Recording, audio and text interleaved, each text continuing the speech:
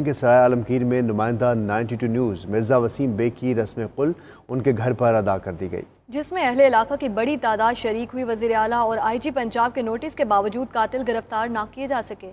देखते हैं खालिद हुंजरा की रिपोर्ट।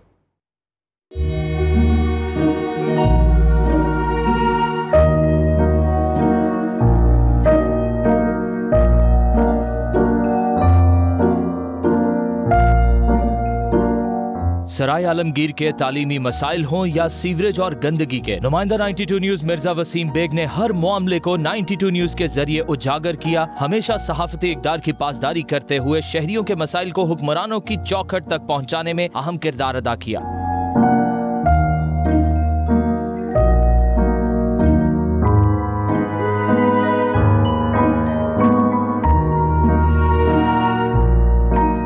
उन्हें 2 रोज कबल घर के बाहर नामालूम अफराद ने गोलियां मारकर कत्ल कर दिया था। मिर्जा वसीम बेग के खानदान के लोग उनके कत्ल पर अफसुर्दा हैं। जरूरतमंदी और बेबाकी की वजह से मौत नसीब हुई, उनको शहीद किया गया और वो पीछे अपने एक बेवा और 3 बच्चे छोड़ के और हमारे सर से जालिमों ने उनकी शफकत का साया छीन लिया। मिर्जा वसीम बेग की कुलखानी उनकी रिहाइश गाह मौजा भुलवाल गरबी में अदा की गई, जिसमें सियासी, समाजी, सहाफ़ियों और मकामी अफराद ने शिरकत की। मिर्जा वसीम बेग की इंतहाई दिलेर, निडर और बेबाक सहाफ़ी थे।